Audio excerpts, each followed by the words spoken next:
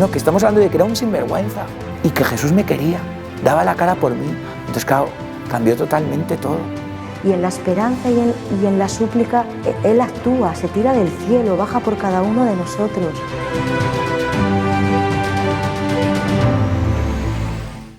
Somos Clara y Diego, estamos casados desde hace 8 años y medio, tenemos 3 hijos, uno de 7, otra de 3 y el pequeño Felipe Neri de 10 meses. Y nada, nosotros nos casamos y bueno, la verdad es que lo de tener hijos nunca ha entrado dentro de nuestros planes, ¿no?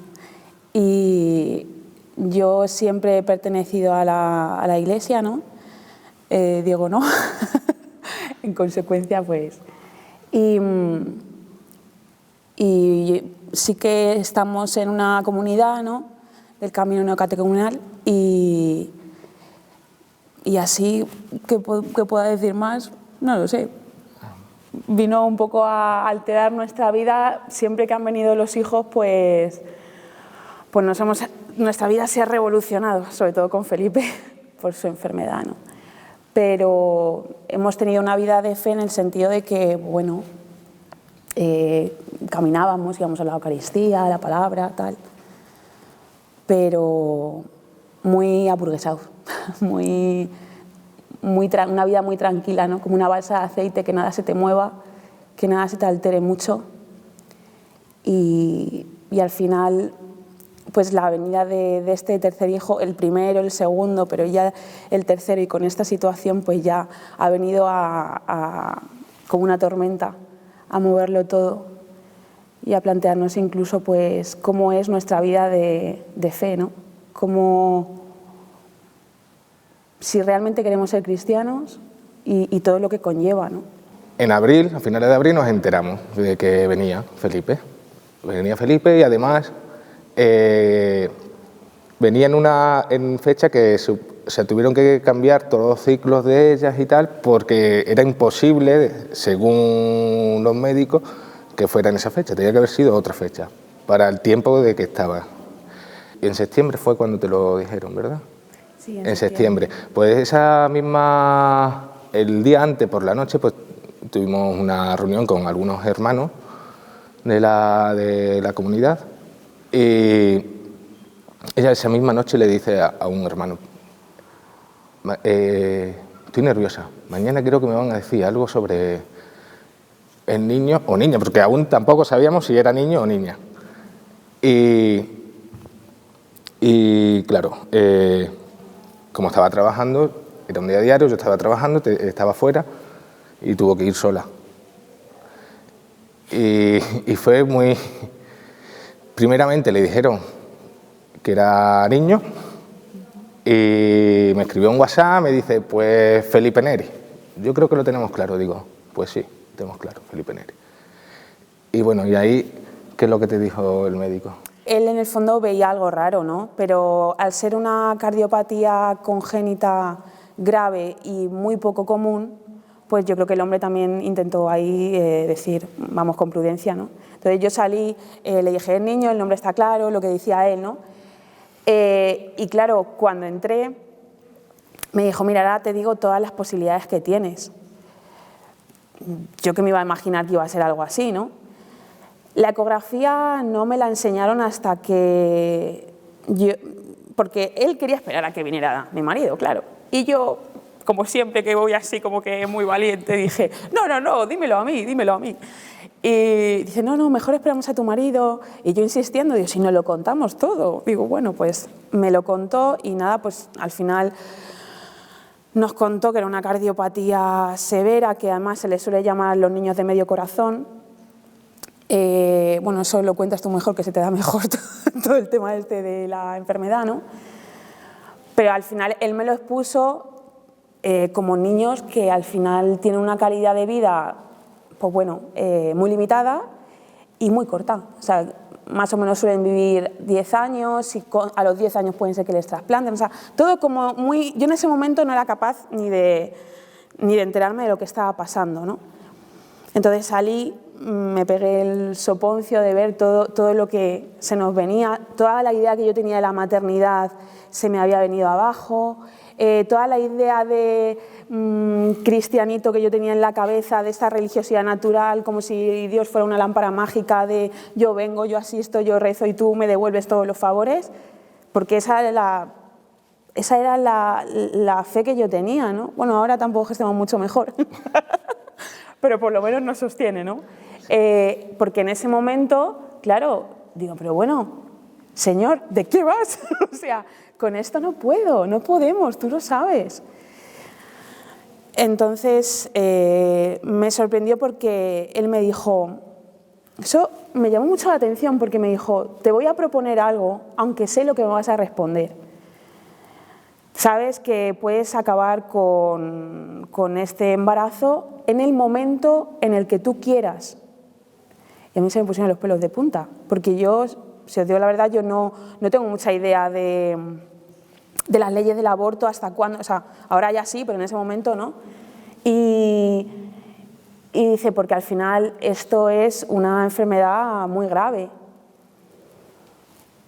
Digo, bueno, ¿cuáles son las alternativas? Dice, es que, fíjate, como estoy casi seguro de lo que me vas a responder, casi que ni te la voy a ofrecer.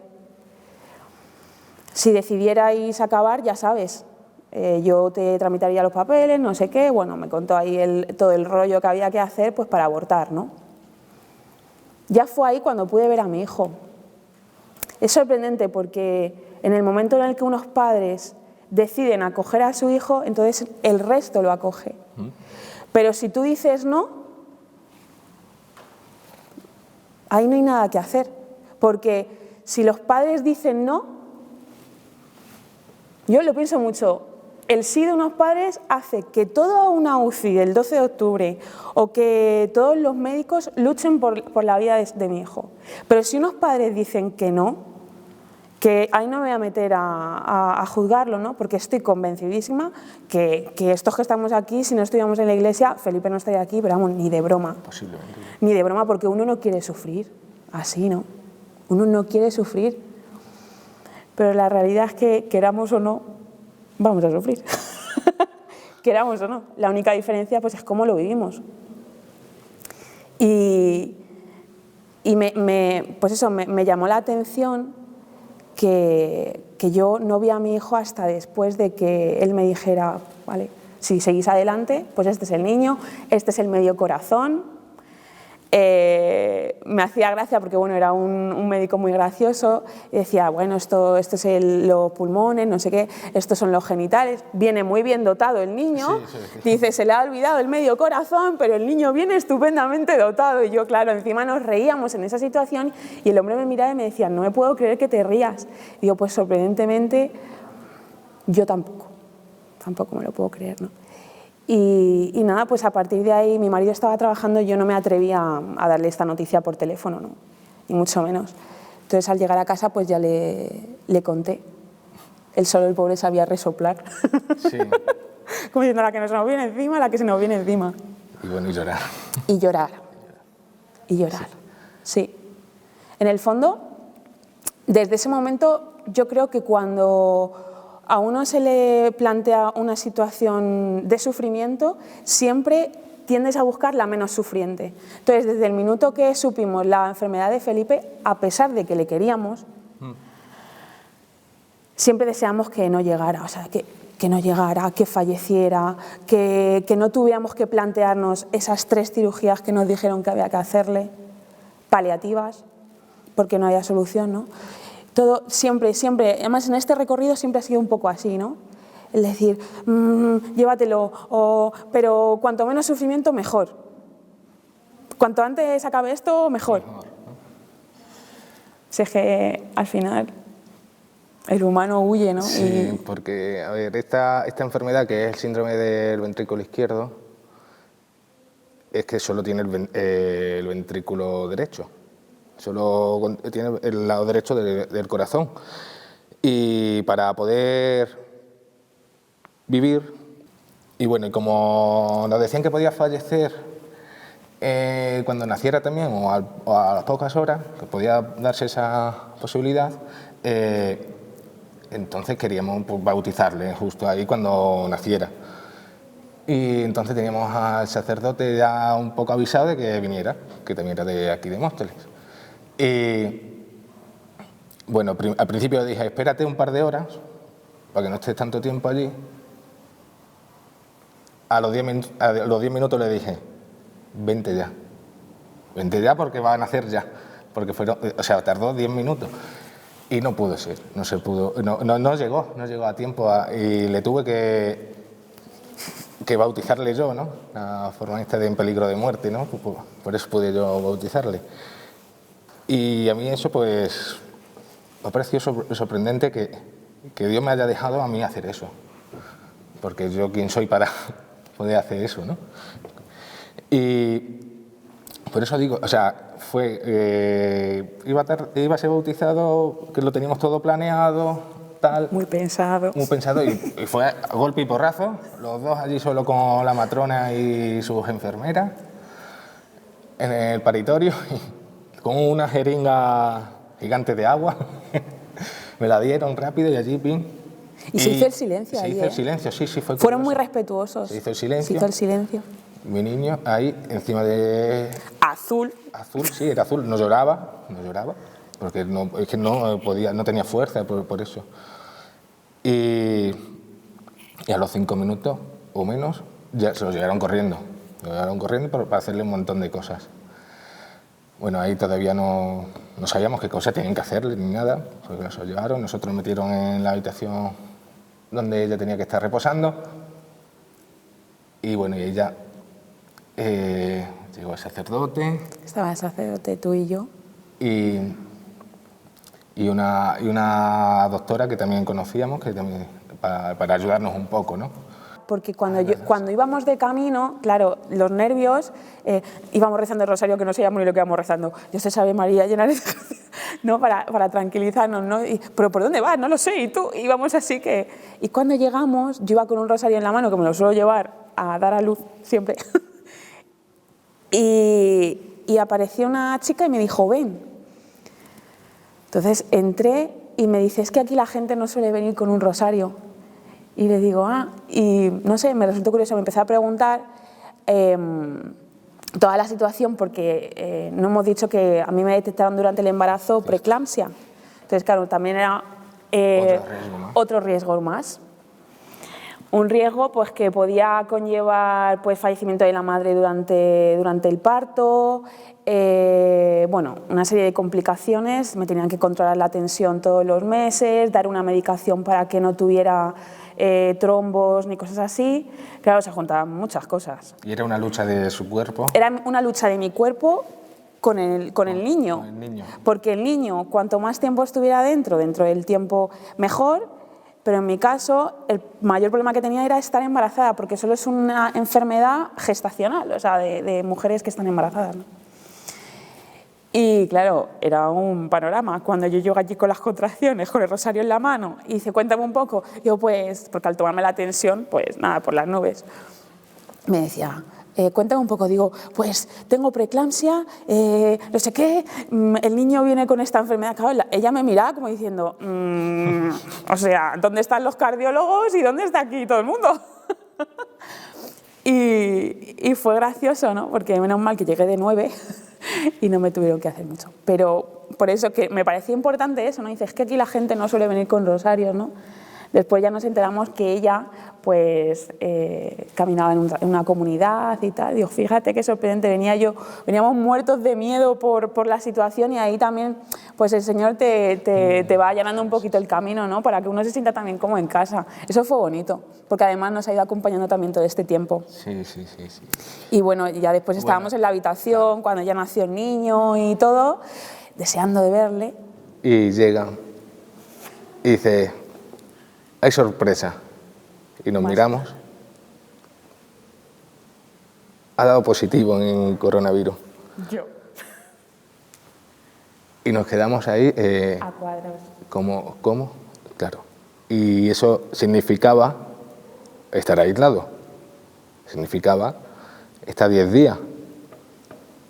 Significaba estar 10 días sin ver al niño. En un momento que podía fallecer. Y que le iban a meter en cirugía.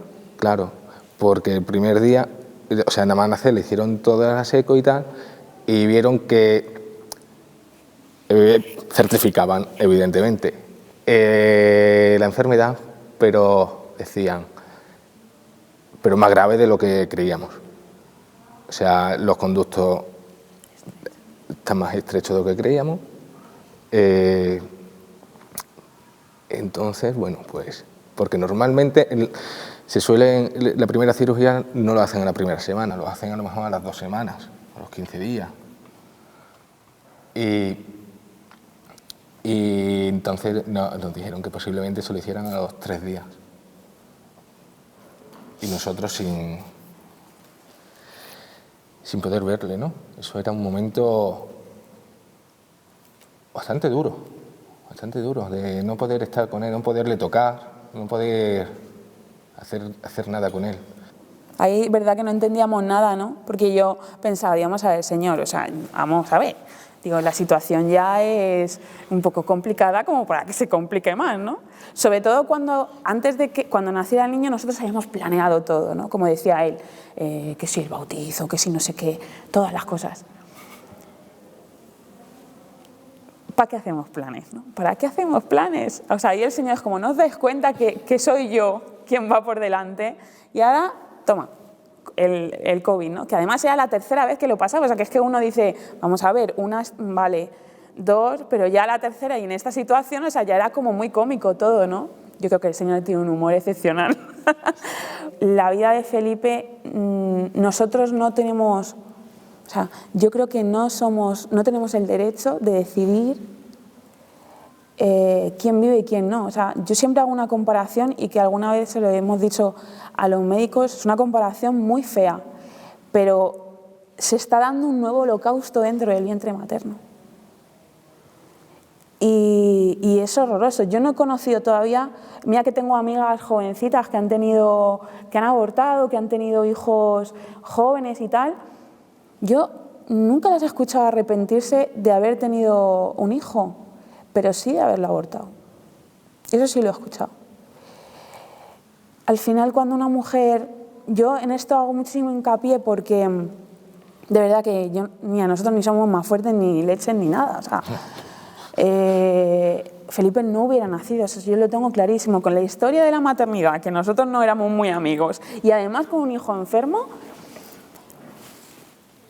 no hubiera nacido, pero vemos cómo el mal se ha disfrazado de bien. Sí. Porque cuántas veces nos han dicho, hombre, es que con todo lo que va a sufrir el niño. Bueno, entonces, ¿qué hacemos? Cuando tú tienes un hijo y a los 14 años le detectan un cáncer, ¿su vida ya no merece la pena? ¿Va a sufrir? ¿Qué hacemos? Sufrimos todos. Todos, algunos desde que nacen. Yo el sufrimiento de los inocentes creo que no lo llegamos a comprender, ¿no? Hay cosas como que se salen de nuestra razón. Menos mal, ¿no? Porque si no seríamos dioses nosotros. Pero no, al final, quien no queremos sufrir somos los padres. Yo creo que eso está como un poco velado, ¿no? No tengo un hijo enfermo, esto lo decía una cardióloga con la que hablábamos, ¿no? Porque yo le pregunté cuántos casos, como Felipe, había al año, y esto era curioso porque nos daban los datos diagnosticados, no nacidos. Eso. Diagnosticados más o menos que dijeron 15 al año, entre 10 y 15, ¿no? Y fue curioso porque no nos dijeron los que llegaban a nacer, sino los diagnosticados. Y digo, pero lo pregunté, digo, ¿y los nacidos? Entonces se hizo el silencio y dice, mira, yo solo te digo una cosa, dentro de 5 años los cardiólogos pediátricos no vamos a tener trabajo. Porque si por una cardiopatía como una válvula, yo qué sé, algo más sencillo, más sutil, que es una cirugía corregible, exacto, y que puede tener una vida pues bien, se abortan, no voy a entrar en la cardiopatía de tu hijo, por supuesto, que son cirugías paliativas y que al final el pronóstico de vida es malo. Con eso me lo respondió, ¿no? Y yo decía, fíjate, o sea, nosotros decidimos quién vale y quién no, ¿no? la libertad que nos da Dios. Yo no me quiero ni imaginar cuando lleguemos al cielo, porque los padres, o sea, tenemos ahí una decisión. A mí me retumbaba mucho durante el embarazo, que le decía, Señor, es que no nos has dejado decidir nada, ¿no? Es que no decidimos nada, ¿no? ¿Cómo que no? Lo más importante, participar en pues ser colaboradores de un niño tan especial, ¿no? Por supuesto, ¿lo elegiría? No lo elegiría. Está claro que no. Yo creo que no lo elegiríamos, por lo que decíamos antes, porque no queremos sufrir. Pero cuando uno se deja hacer, aunque sea un poquito, se da cuenta de que Dios tiene cosas pensadas muchísimo mejores, ¿no? Y me sorprende de esto, lo del tema pues del aborto, ¿no? Como siempre nos lo han ofrecido. Incluso cuando el niño nació, me decía, bueno, nos decían algunos médicos, bueno, es que como habéis decidido seguir con el embarazo, y yo decía, es que es sorprendente, es que tienen al niño ya en la UCI, que lo estás viendo, y te están diciendo, bueno, es que como has decidido seguir. Y entonces a mí se me ponen los pelos de punta, porque verdaderamente, o sea, yo creo que uno de los mayores problemas a día de hoy en la sociedad es el aborto. O sea, con esto ya me voy a emocionar. Es el aborto. Porque es mentira que una madre... yo eso no lo voy a juzgar, porque pobrecillas son víctimas también, ¿no? De la presión, de lo que se les dice en una consulta, del miedo. Pero si supieran que el dolor de acabar con la vida de tu hijo la vas a arrastrar el resto de tu vida, porque Dios ya te ha perdonado. Dios te perdona. Aunque tú decidas... O sea, al final la diferencia es convertirte en madre de un hijo muerto o madre de un hijo enfermo. Esa es la diferencia. Y en ti está la decisión. O sea, Dios te concede la libertad humana de que tú decidas. A mí se me ponen los pelos de punta, ¿no? Porque la sociedad te invita a anular el sufrimiento completamente, disfrazándote que es para que el niño no sufra. Cuando la realidad es que el niño sufrirá. O sea, igual tenga una enfermedad, no la tenga, con 12 años, con 13 años, con 15, con 20, va a sufrir, porque todos sufrimos.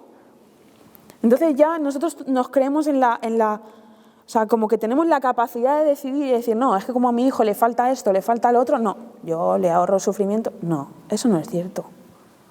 Eso es lo que está disfrazado. Tú no ahorras sufrimiento, tú lo que no quieres es sufrir tú, o porque no te viene bien, o lo que sea, ¿no? Yo por eso digo que hay que ayudarles a todos, ¿no? A todas estas personas que se ven, estas mujeres que se ven en esta situación, estos padres, enseñar qué llevan dentro. Porque a mí es lo que me sorprende, o sea, cuando... curioso, claro, que cuando te dicen que hasta que no le dices que sí... No te lo enseñan. No te hacen así con la pantalla... Para que lo veas. Y ponen el volumen del corazón. Y ponen el volumen del corazón. Mientras tanto no te enseña ni la pantalla, sobre todo las madres, no enseñan ni la pantalla, ni le ponen el sonido del corazón. Además, el corazón de Felipe... Lo ponen después, si has decidido que sí. El corazón de Felipe, el medio corazón de Felipe, desde la semana 6 se oía. Semana 6, estamos hablando de una falta de embarazo. Y en la semana 6 eso latía, digo, madre mía, en ese momento no lo sabía, pero al tiempo decía, madre mía, el medio corazón, ¿cómo bombeaba? Con 6 semanas. ¿Yo puedo acabar con eso? Yo no puedo acabar con eso. ¿Si lo veo? No. ¿Si lo veo? No. El problema es que las pobrecillas que van a abortar con todo el miedo no quieren ver nada porque saben. Quizás sepan que si ven, no pueden.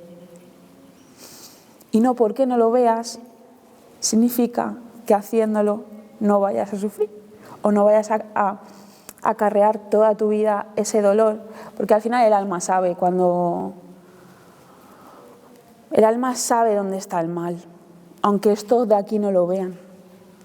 Entonces, una mujer, aunque no vea la ecografía de su hijo y aborte, eso tiene una consecuencia. Por eso me parece tan interesante que vean lo que tienen dentro cuando una mujer va.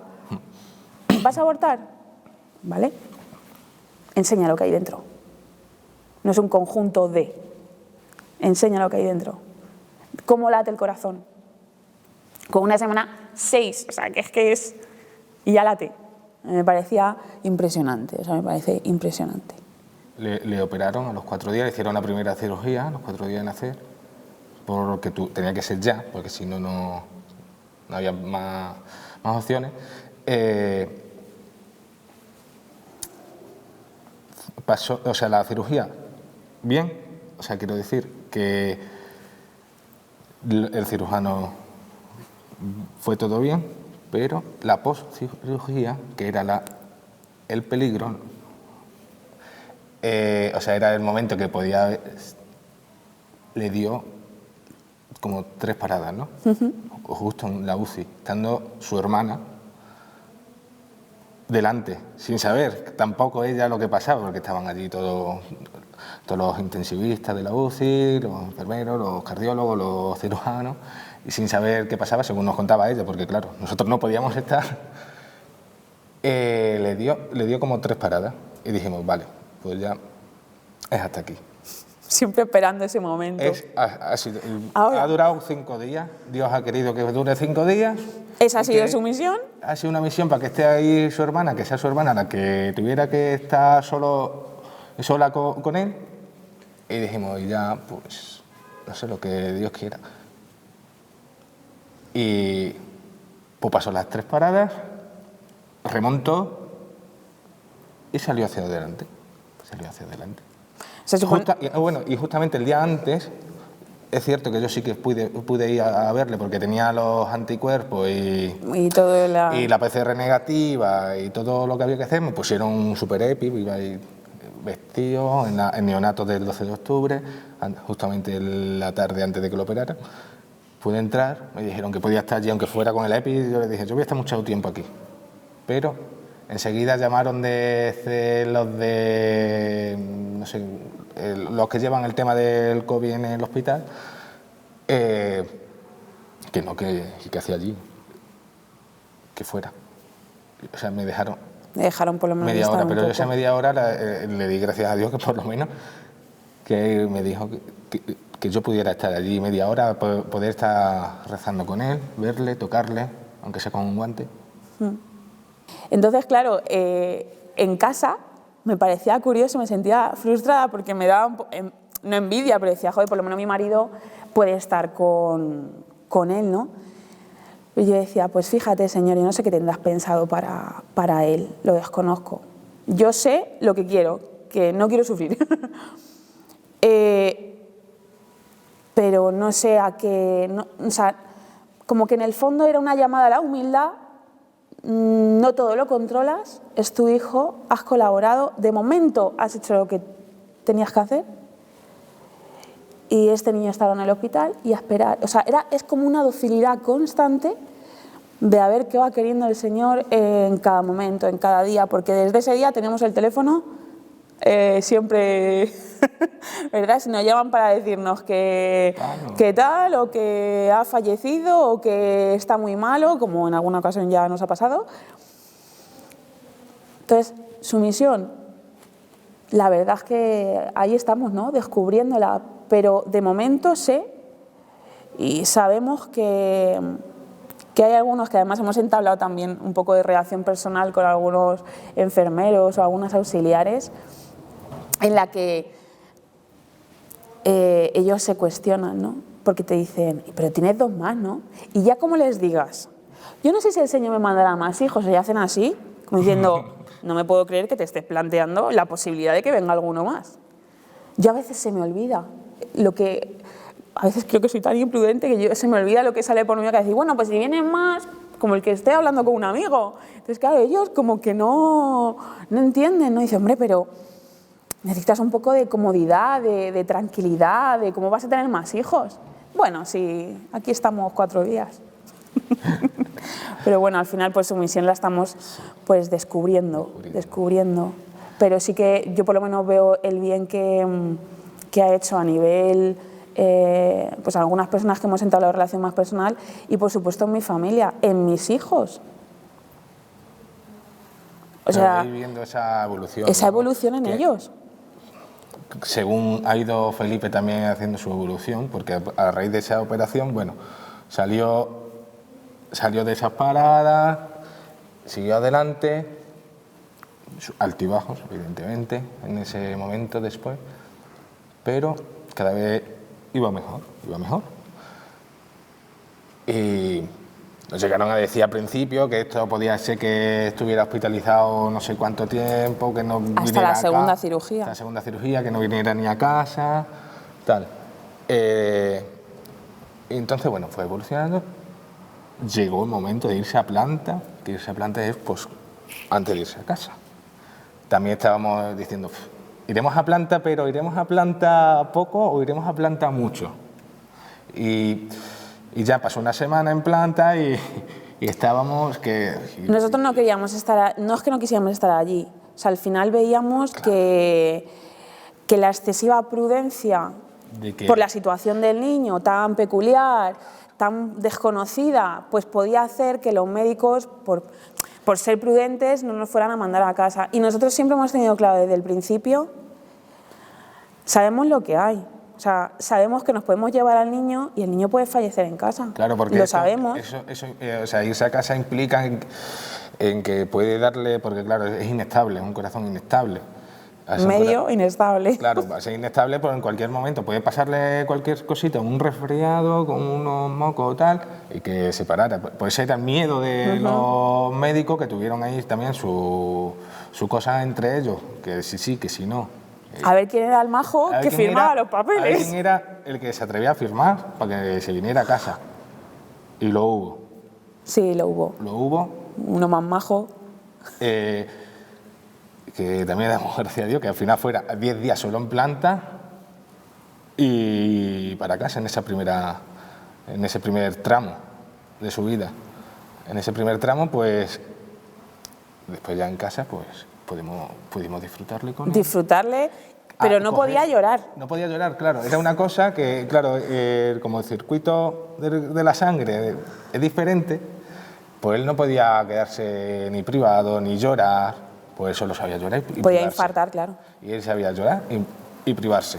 Se ponía de azul, pasaba a negro. Algunas veces hemos venido aquí a alguna celebración, empezaba a llorar el niño, mirábamos el color, nos mirábamos, como no se calmaba porque intentaba, el niño se ponía negro, corriendo a casa. O sea, porque claro, al final, como no llega bien la sangre al corazón, pues al final el problema es que haga isquemia, ¿no? Y claro, todo esto nos lo informaron antes de salir del hospital. Las medicaciones que había que darle. Las medicaciones, que había que darle muchas medicaciones. Pero para nosotros fue una alegría salir con el niño del hospital, porque fue como que le da el aire cuando lo pusimos allí con los niños. O sea, además que mis hijos han sido conscientes desde el minuto 1 de todo. A mí esto también me parece importante, ¿no? Porque muchas veces tendemos a querer, otra vez lo mismo, querer ahorrarles sufrimiento a los niños y no les hacemos partícipes de nada. Y en esto él y yo lo hablábamos mucho, ¿no? Ellos tienen que saber, tienen que conocer, o sea, desde que estaba embarazada y cómo venía, o sea, mi hijo que tiene 7 años sabe lo que es el aborto, le hemos hablado de ello, y además sin yo decirle si está bien o si está mal, cuando yo le conté lo que era, se puso a llorar. Y le dije, ¿por qué lloras, hijo? O sea, yo se lo conté de una forma muy... que no me impliqué, le dije mi opinión, y me dijo, se puso a llorar y me dice, es horroroso. Y le digo, ¿el qué? Me dice, pero entonces, tú, Felipe, si quisieras, lo matarías. Yo en ningún momento le dije la palabra matar, lo dijo él solo. Tiene 7 años y él no está recibiendo una información ni le estamos, ¿cómo se dice? No le estamos, pues eso, como si estuviéramos adoctrinando, ¿no? Él ya lo sabe. ¿Cómo? Que acabaría, o sea, ¿tú podrías acabar con él? Digo, sí, hijo, podría. Entonces, él siempre ha sido muy consciente desde el principio, ¿no? De lo que podía pasar, que podía fallecer, que podíamos tener un hermanito enfermo pero que le íbamos a cuidar. Le cantaban mucho la canción de Prefiero el paraíso, ¿no? de San Felipe Neri, que sorprendentemente además el niño se callaba, o sea, Sí. funcionaba. Funcionaba, sobre todo se le cantaba a su hermano y su hermana. Funcionaba. Yo no sé si es que también hay un deseo ahí, ¿no? Y eso me parece importante porque muchas veces, o sea, yo me planteo mucho, pienso mucho en el futuro. O sea, cuando veo a los niños o a los adolescentes o a los jóvenes, pienso, es que son el futuro. Y les tenemos como anestesiados de sufrimientos. Al final es, por eso lo que soy un poco pesada con ese tema, ¿no? Pero que no sufran. Entonces, hay alguna amiga, ¿no?, que me ha dicho, ¿pero tú a los hijos, a los niños se lo has contado? Claro. Bueno, pero es que pobrecillos van a sufrir. Digo, ya, pero tienen que ser conscientes, tienen que saber. Es que si no, lo que pasa es que te encuentras que tienes 20, 22 años, empiezas a trabajar o empiezas a hacer una vida, sufres y te escandalizas, claro, porque has vivido el resto de tu vida en una burbujita, porque tu madre o tu padre no quería que sufrieras y te ha tenido así en... Claro, y así aguantamos aguantamos poco porque no estamos acostumbrados, además que es que nos escandalizamos, no aguantamos ni que nos pisen el meñique. Entonces siempre la Iglesia nos ha ayudado muchísimo, ¿no?, a entender que los hijos tienen que ser partícipes de todo sufrimiento en la familia, que eso les ayuda. Mis hijos lloran, o sea, Joaquín el mayor ha llorado mucho por su hermano, pero también hemos visto el proceso de una madurez que un día cuando vinimos del hospital, o sea, yo me quedé a cuadros cuando llegó y dijo, le estaba contando a su hermana, ni siquiera nos lo dijo a nosotros, ¿verdad? Dijo, Manuela es la segunda, le decía, Manuela, ¿sabes que Felipe tiene el mayor, a él le gustan mucho los superhéroes, ¿sabes que Felipe tiene el mayor superpoder? Y claro, ya estábamos nosotros así, pues digo, ¿qué le va a decir? Dice, Felipe está perdiendo la vida en el hospital porque otros sepan que Dios existe. Yo me quedé, a mí se me puso, digo, ¿pero quién le ha dicho esto a este niño? O sea, te queda... Nos quedamos a cuadros, ya dije, ¿tú lo has escuchado?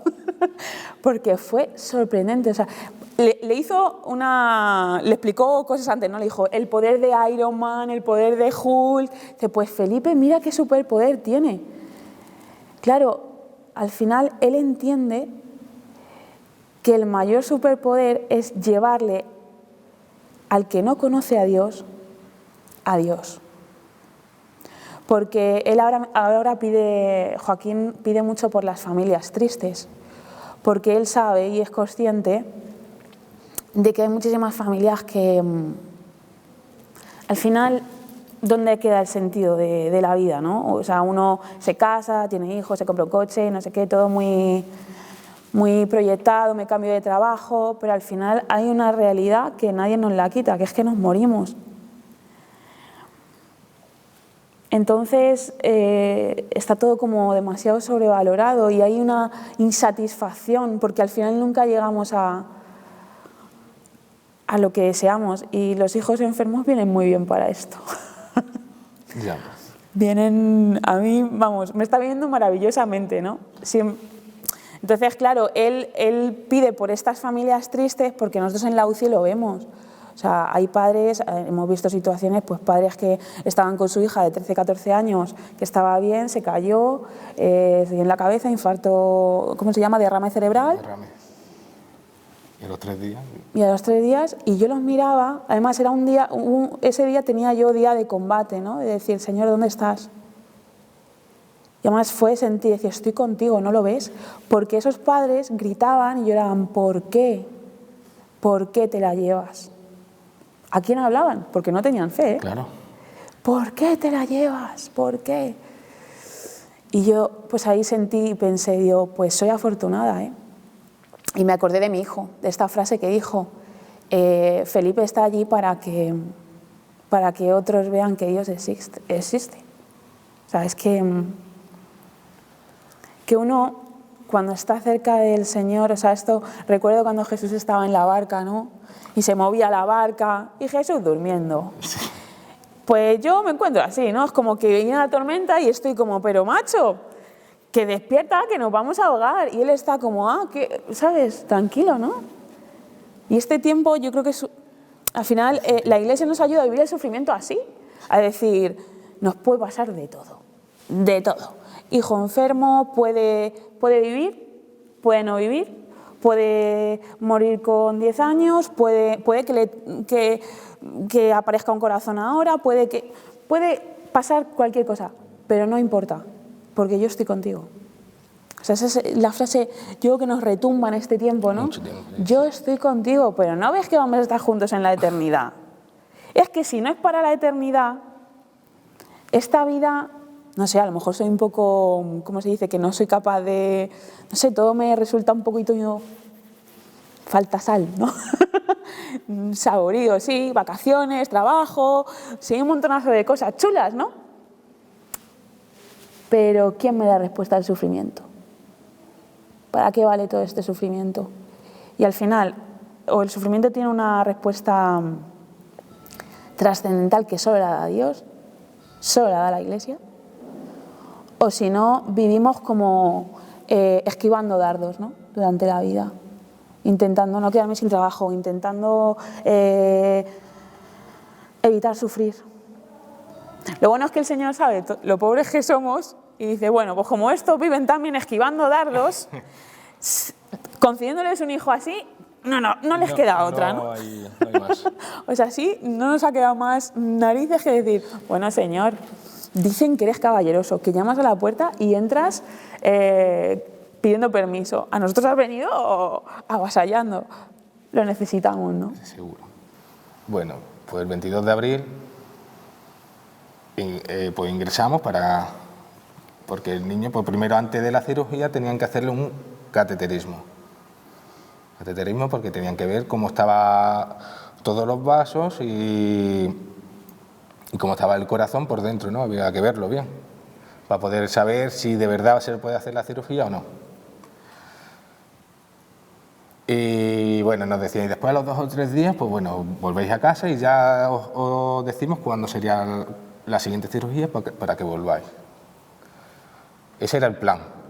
Ese era nuestro proyecto. Nuestro proyecto y nuestro Ese era el proyecto de los médicos. Es el proyecto de todos. Era. Pues no. Nos explicaron todo lo que podía pasar con el cateterismo. Esto es un 0,5%, puede pasar esto. Esto pasa por encima. Esto casi que no va a pasar. Lo normal es que mañana o pasado vayáis a casa con el niño, que está ahí en UCI o en planta, según cómo se tenga que recuperar del cateterismo, y para casa. Aún no ha vuelto a casa desde entonces. Y estamos en noviembre, ahora mismo. Bueno, pues ese día, por la mañana, cuando ingresamos a las 8 de la mañana, mi mujer otra vez, así. Algo raro. Que no le gustaba, que no me... O sea, iba de forma como que no tenía sensaciones de decir ir para casa, no sé yo. Yo le veía antes raro. de hacer el cateterismo, antes de... Vale, bueno, pues yo ese día también me acuerdo mucho y cada vez que me acuerdo, porque ese día pues le cogí yo en brazos para meterse a la sala del cateterismo. Le dormí, le di yo el medicamento para que se durmiera, así en bracitos. Y ya se lo di allí al médico para que lo metieran en la sala y ya nosotros salir. Nos dijeron que duraba 1 hora, a lo sumo 1h30. 5 o 6 horas. 5 o 6 horas. Un cateterismo. Sabíamos que algo pasaba, está claro, ¿no? Y no salían a decirnos nada, no salía nadie. Pasaba algún doctor, algún cardiólogo que se asomaban para ver qué tal estaba, nosotros íbamos a pasar. Y casi siempre pues vienen y te dicen, pues va bien, va tal, le queda tanto. Pero no, pasó de largo. Nos miró como diciendo, uy, están allí, me voy a ir por otro lado. Y nosotros sabíamos que pasaba algo. Aún así, Otra vez, el Señor otra vez derramaba su gracia, creo yo. Sí, porque nos salía el humor. Lo que yo no sé es cómo a veces parecemos locos. O sea, yo pienso, claro. Digo, yo creo que a veces parecemos locos, porque estamos allí, que sí, haciendo bromas, a veces con un humor, a veces un poquito negro, pero que tenemos este humor tan raro. Y claro, ellas mismas, algunos pediatras cuando vienen a hablar con nosotros, o sea, es como... Ellos se lo preguntan, ¿no? Porque nos han ofrecido ayuda psicológica muchísimas veces y yo nunca he dicho, oye, pues si algún día la necesito, lo que pasa es que ahora pues no la he necesitado, pero porque, bueno, pues no nos hemos visto que ahora la necesitemos, que no cerramos esa puerta, ¿no? Que no pasa nada por recibir más ayuda, pero claro, ellos no dejaban de insistirnos, ¿no? Y al principio también yo creo que pensaban, han pasado de pensar que a lo mejor estamos un poco tarados a decir, bueno, a lo mejor... Porque una cosa que nos decía mucho con esto que decía él de la esperanza en la vida eterna, de saber que hay un cielo, de saber que esto no se queda aquí, porque si no, vaya birria. Sí he escuchado mucho lo de, bueno, es que es un consuelo. Como que el que pierde a alguien o el que pues eso, ha enterrado a su mujer, a su marido, a su hijo, necesita pensar que hay algo, ¿no? Como un consuelo. Y yo digo, o sea, a lo mejor estoy equivocada, ¿no? Pero mira, el consuelo se pasa. O sea, esto es como el que está a dieta y le dan chocolate negro, que a mí es que me gusta con leche. Chocolate negro, pues mira, me consuela un poco, pero a la semana estoy que no veo el chocolate negro. A la semana dame chocolate con leche o te como por los pies. Entonces, cuando uno vive un grado de sufrimiento tan grande de una pérdida, el consuelo no vale. O sea, el consuelito este de no, es que como hay un cielo, no. Uno tiene que tener, o sea, es una certeza. Yo, la verdad, que muchas veces me impresiona porque digo, jope, Señor, no tengo dudas. Es que no tengo la certeza de saber que está el cielo, que nos tiene guardaditos un sitio, espero, que nos tiene guardaditos un sitio. Entonces, la tranquilidad de saber que mi hijo está aquí, que está enfermo, que no sabemos cuánto tiempo vivirá, a lo mejor no se entierra él a nosotros, no sabemos cuánto tiempo vivirá, pero el tener la certeza de que el cielo existe. Así familia que yo tengo que no es creyente, ¿no? Te dicen, ¿pero cómo? O sea, ¿cómo uno puede tener la certeza de que estoy sentada ahora mismo en una silla? Porque lo tocas. Pero tú, ¿cómo tienes la certeza que el cielo existe? No sabría explicarlo. No sabría explicarlo. Pero Dios te habla durante el día. O sea, uno no vive de hitos, de circunstancias o situaciones que viví. Ay, es que Dios me ayudó cuando murió mi abuela y en el 1900... No, es todos los días. Lo que pasa es que como tenemos los oídos tapados, los ojos cerrados y estamos a nuestras cositas de nuestro trabajo, nuestras vacaciones, estamos como las hormigas, buscando grano, cogiendo grano, guardando el grano. No miramos arriba para ver quién nos tira el grano. O sea, y estamos así, ¿no? Sin mirar al cielo. Y esto me parecía importante porque, pues eso, muchos a lo mejor se piensan que no sé, que fumamos opio o algo raro, ¿no? Porque ¿cómo puedes estar tan tranquilo después de la segunda cirugía cuando nos llamaron una noche del cateterismo sí, a las 3 de la mañana y nos tuvimos que presentar allí? Cuando nos presentamos allí a las 3 de la mañana... El cateterismo. Que tenía que salir bien, como nos descontaba. Claro, y no salió bien. Pues no salió bien. Cuando ya a las 5 horas del cateterismo nos sale las doctoras que lo realizan y en vez de, normalmente te explican allí un poquito en la sala de espera y tal, cuando le hacen cosas a los niños, nos dijeron que fuéramos a la sala de dentro. Cuando te llaman para ir a la sala de dentro, o sea, cuando va todo bien, en la sala de espera simplemente donde está toda la gente te lo explica. Cuando ya no sale bien, para ello, te llevan a la sala de dentro, a sentarte y te empiezan a explicar, te empieza a explicar, mira, hemos hecho esto, tal, tal, tal. Le pusieron un stent porque la aorta estaba muy estrecha y tal, y tuvieron que ponerle el stent en el cateterismo.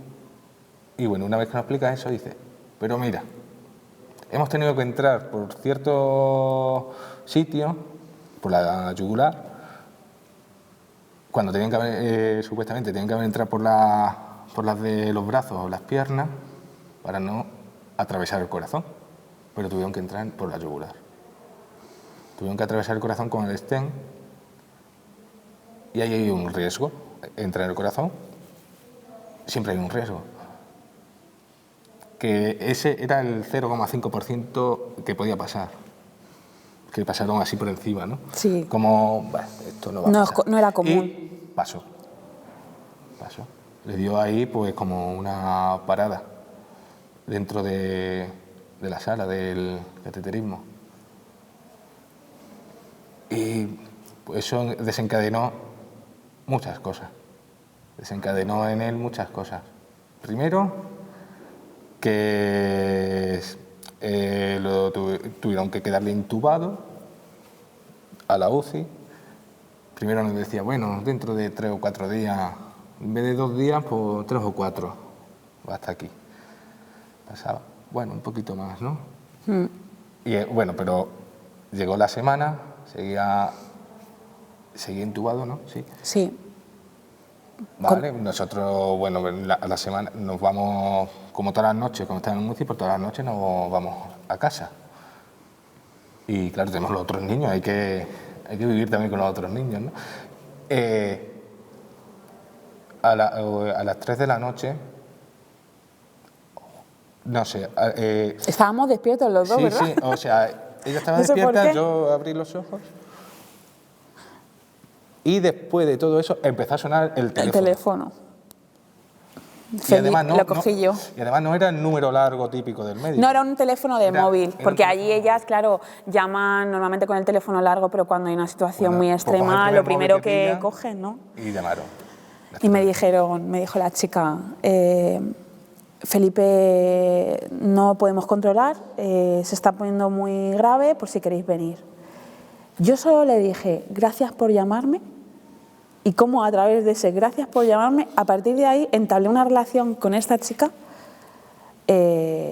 muy curiosa, ¿no? Porque ella, pues, nos hablábamos de fe, hablábamos de Dios, o sea, solo por ese gracias, porque a ella dice que le sorprendió la reacción, cuando a lo mejor lo normal o lo común hubiera sido, ¡ay! Es que es verdad, eso es lo común, no eso es lo normal, pero pues a mí, en ese momento teníamos paz, ¿no? Entonces fuimos al hospital a esa hora. Bueno, primero, como se gestionó, que fue una cosa, vamos, me fui yo corriendo con el coche y ella, claro, tenía que esperar, tenía que llamar a gente que se quedara con, claro, porque no... con los otros 2 niños. Y se removió todo entre sus... Él fue hermanas antes. Y tal. Y yo cuando llego allí, aparco súper cerca, subo corriendo, porque bueno, pues ya... Y cuando llego allí, me paran, ¿no? Me paran, voy a entrar a la UCI y me paran y me vuelven a sacar fuera. Dice, espérate, que estamos aquí. Y aún sin saber todavía qué pasaba. ¿Qué pasaba? No sabía qué pasaba. Pues digo, pues no sé qué pasa. O sea, si no me dejan ni verlo, estarán todavía ahí, no sé qué estarán haciendo. Y ya llega Clara también. Y entonces ya sí que salen a informarnos. Sí, porque cuando estuvimos en la sala de espera, mira, ahí te vienen todos los combates, porque yo como siempre, que soy como la hija rebelde, yo creo, pues al final a mi padre del cielo pues me enfado y digo, pero vamos a ver, ya está bien, ¿no? Entonces yo estaba allí y pensaba, digo, ¿y ahora qué? ¿Y ahora al cielo? Pero por otro lado decía, bueno, señor, pues nada, si al cielo, ¿no? Y entramos ya y la verdad que el percal era fuerte. Yo con las agujas me mareo, o sea, soy así y con las vacunas y esas cosas. Y yo cuando vi aquello, todo lleno de tubos, le habían puesto porque había tenido fiebre. Y una sepsis. le dio o sea, yo dije, y en ese momento nos pusimos a rezar con él y dije, mira, ahí salió nuestro humor negro, ¿no? Sí. Porque le digo, Felipe, hijo, a ver, tu vida es un misterio desde el principio. Todas allí en corro, las enfermeras y tal. Yo, tu vida es un misterio. No sabemos si el Señor tiene pensado que vayas al cielo pronto o no. Pero estos sustos a mitad de la noche, de ahora sí, ahora no, claro, a tu padre y a mí, pues claro, no pasa nada, nosotros venimos, pero aquí las enfermedades algunas se asustan. Hijo mío, claro, él estaba súper sedado, ¿no? Y ya solo esa frase me pareció curioso porque al tiempo me decía un auxiliar que, pues que habían comentado entre ellas ese comentario, ¿no? Como en un momento de tanto sufrimiento uno puede reaccionar así. Y cuando salíamos de allí, él y yo lo hablábamos abajo, ¿no? Que ya hubo un momento que se estabilizó un poquito más y él y yo nos sorprendíamos porque decíamos, ¿pero cómo? O sea, ¿cómo uno puede vivir así ante sufrimiento tan grande? Cuando ves a tu hijo de esa manera. Pinchado por todos lados. Pinchados por todos lados. Tenían puesto 20.000 cosas. 20.000, O sea, tenía no sé, 20.000 cosas. sí. Y hinchado. ¿Uno cómo puede reaccionar así con un sufrimiento tan grande? Eso no es humano. Y eso la gente lo sabe. Sabe que una madre, un padre, cuando ven a su hijo así, no puede salirle un chiste, ni puede salirle un chascarrillo. Y que si le sale un chiste, un chascarrillo, es porque hay algo más grande. Y Dios prepara el corazón para una misión y para un sufrimiento concreto. Por eso también, a partir de ahí, había también como un consuelo en nosotros, ¿no? De decir, no tengáis miedo, no sabemos qué está por llegar, pero no tengáis miedo, no veis que hasta en situaciones tan difíciles he estado. Y a partir de ahí, pues eso, esa frase como que se habló entre las auxiliares, ¿no? Porque ahí fue cuando pasamos de ser unos locos a, bueno, unos locos pero con sentido, ¿no? O sea, porque esto tiene lógica, no son unos, pues eso, así como muy místicos y tal, no. Más que nunca lo hemos sido, ¿no? Sino que realmente tienen la certeza. Al final, como el Señor se vale, porque yo me siento como un mero instrumento, como una pieza de ajedrez, ¿no? Que al final Él va moviendo y tener la certeza de que la partida la va a ganar. Así que nada, bueno, y ahí, otra vez, después de todo eso, empezó a remontar,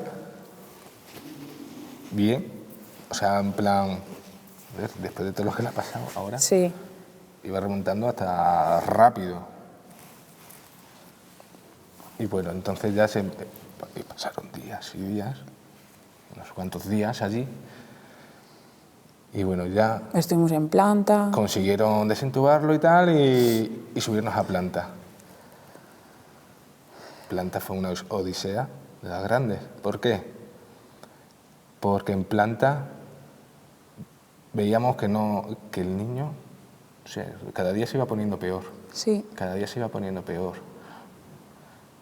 Y nosotros, oye, tal, porque la frecuencia cardíaca le subía un montón y eso, pues, eso es señal que algo pasa. Y hasta ya que también unos 7 o 10 días estuvo en planta, ¿no? Claro, y supuestamente nos íbamos a ir a casa. Y nos íbamos a ir a casa después de ahí. Pero no. Pero no. Decidieron entonces hacerle, porque la segunda cirugía, después de lo que le pasó, tenía que esperar un poquito más de tiempo. Pero no, decidieron hacérsela. Que había que hacérsela.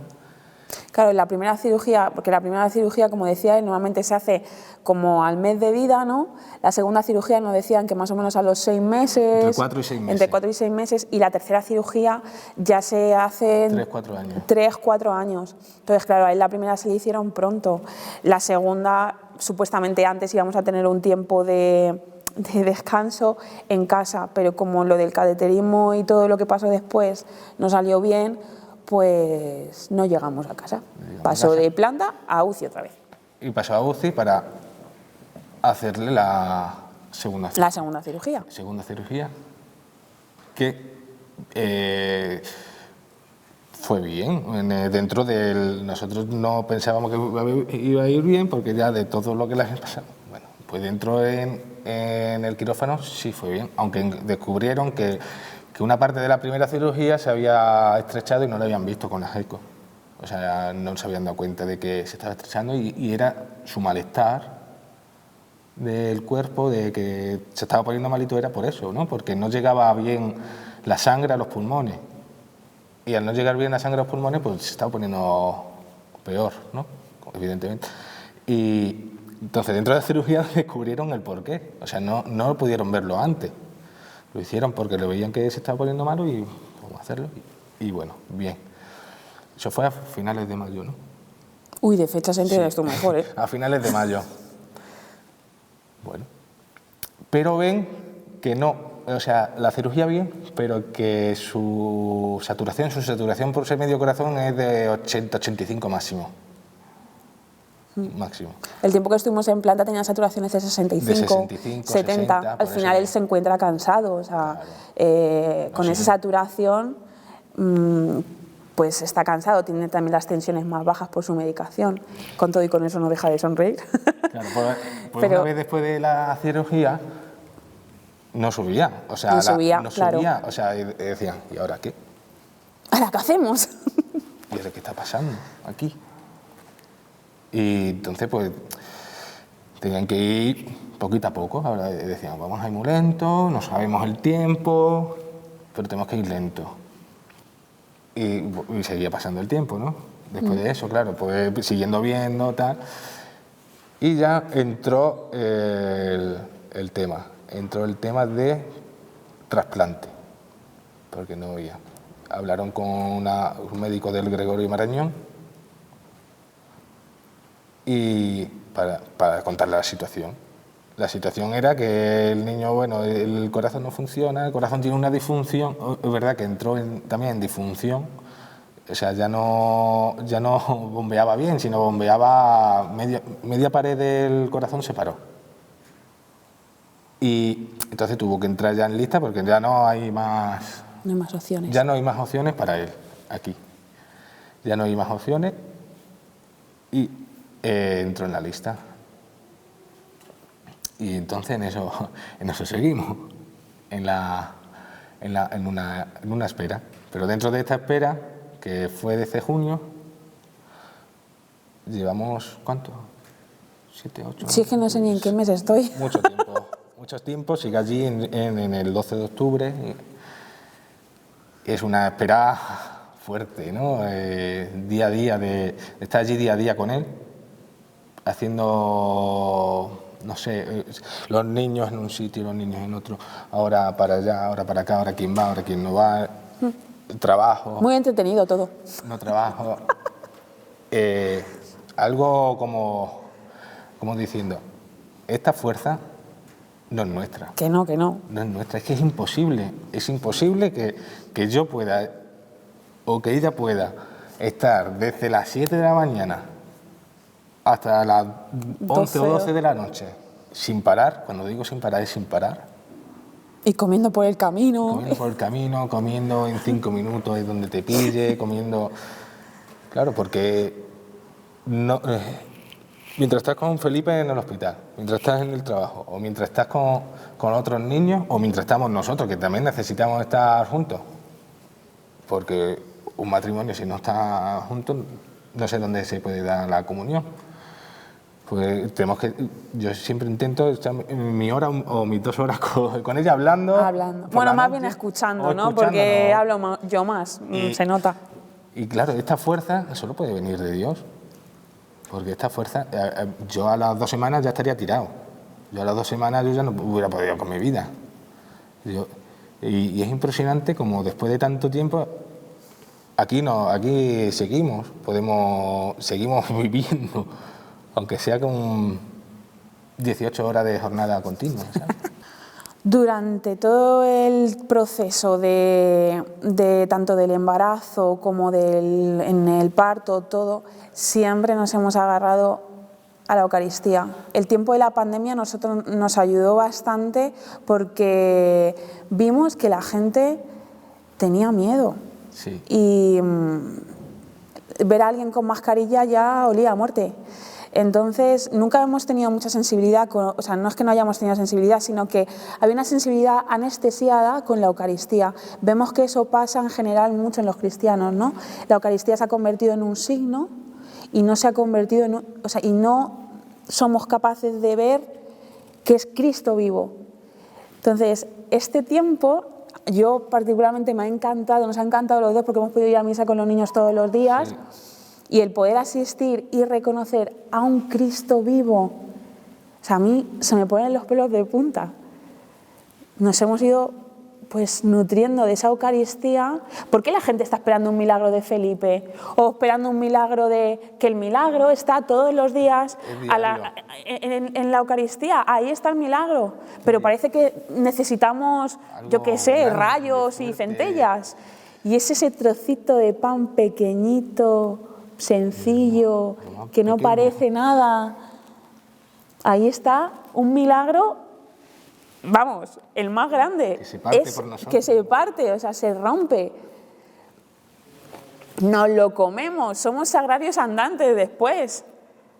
Pues o sea, ahí es donde cogemos toda la ahí fuerza, es donde ¿no? hemos cogido la fuerza.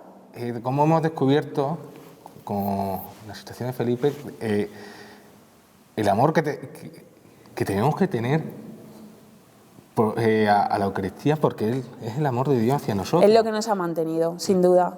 Sin duda. Como lo hemos descubierto que realmente está ahí Jesús. Y eso realmente tampoco se parte por nosotros. Y eso tampoco es un consuelo, ¿eh? Porque hay muchos que dicen, bueno, un consuelito. No es un consuelo. ¿Tú crees que yo por ir a misa y comerme un trozo de pan, que es lo que es para ti, tú crees que yo con eso me voy a consolar? ¿Tú crees realmente? Es que el cerebro tiene mucha fuerza porque es que el ser humano es muy fuerte. Sí, pero que cuando uno llega a un grado de sufrimiento tan grande, ¿dónde está la fortaleza del humano? ¿Dónde está la fuerza esa que dices que tengo? Es que tienes mucha fuerza de voluntad y mucha... Pero tú has visto cómo estoy de gorda, que yo no tengo fuerza de voluntad, hombre. Ni fuerza de voluntad ni nada. Que o hay una Eucaristía, un Cristo vivo que a nosotros nos sostiene todos los días en el sufrimiento, o si no, ver a mi hijo abierto el pecho no tiene sentido. No tiene sentido, eso no hay quien lo aguante. Que no hay quien aguante que veas a tu hijo enganchado con los brazos y las piernas para que no se quiten los tubos. Que no tiene sentido esperar un 12 de octubre un corazón o no, porque a lo mejor se muere mañana. Que no tiene sentido si no hay un Cristo vivo. Es que es la Eucaristía la que a nosotros nos ha mantenido y ha hecho de este matrimonio, que era un desastre, que siga siendo un desastre, pero que nos queramos en el desastre. Que haya comunión entre nosotros, que nos queramos. Que nos queramos. Y descubrirlo. Y gracias a sacerdotes, gracias a los hermanos de la comunidad. Sí, porque uno no puede vivir la fe solo. Porque vivirla solo, no, el Señor hizo, o sea, ya lo decía Jesús, que había que vivir en comunidad. Todos en comunidad. En la comunidad parroquial, la comunidad en cualquier iniciación cristiana. Y a veces no nos soportamos y no... Pero en comunidad, una fe en comunidad, poderle traspasar tu sufrimiento al hermano para que él pueda ponerse en tu lugar y poderte amar, ¿no? Como nos amaba Jesús. Eso es lo que quiere Dios, que nos amemos los unos a los otros, ¿no? Y muchos hermanos hacen el sufrimiento suyo, ¿eh? Sí. O sea, tú ves como ellos, no es un ¿cómo estás? ¿Qué tal? Bien. No, hacen de tu sufrimiento un sufrimiento personal. Y poderle tú también amar a ellos, sean como sean, porque algunos eran de una forma, otros de otra, a algunos le puede ser que te guste más lo que hace o que no, pero da igual, cuando hay un es una sufrimiento... cosa diferente, es una cosa que te da igual, que es la comunión, ¿no? La comunión que nos da Dios a través de Jesús, de su Eucaristía, ¿no? Y la comunión esa que nos hace. O sea, Dios... Es la Iglesia la que nos ha dado esto, ¿no? Es la Iglesia la que nos ha enseñado esto. Y doy gracias a Dios que pueda estar en la Iglesia. En la Iglesia podremos estar gente... No somos gente buena, somos gente que queremos. Como la imagen esa que vimos de prostitutas, drogadictos, alcohólicos, asesinos. Un público perfecto para la Eucaristía. O sea, me encanta esa frase. Dices tú, es verdad. un público perfecto para la Eucaristía. Yo soy todo eso, venga, a la Eucaristía.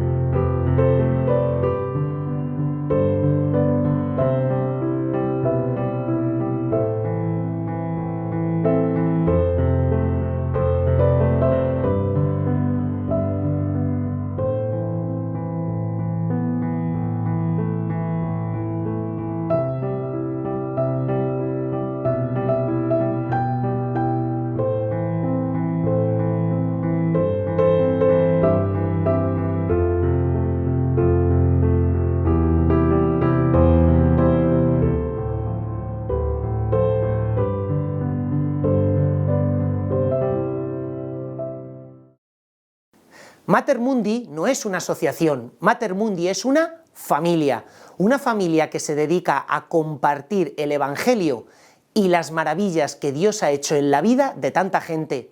Te lo digo a ti, que ya tienes experiencia del bien tan impresionante que hacen estos vídeos. Cuántas historias de sanación interior, cuántas historias de conversión, cuántas veces tú te has sentido más cerca de Dios gracias a este material que está llegando a tu casa. Por eso te pedimos que nos ayudes a seguir realizando esta tarea de llevar el Evangelio. Aquí abajo aparecen todos los datos a través de los cuales tú puedes seguir colaborando económicamente para que tantos voluntarios de esta asociación, de esta familia de Mater Mundi, puedan seguir trabajando y llevando su Evangelio a todos los rincones. Muchísimas gracias por colaborar con nosotros.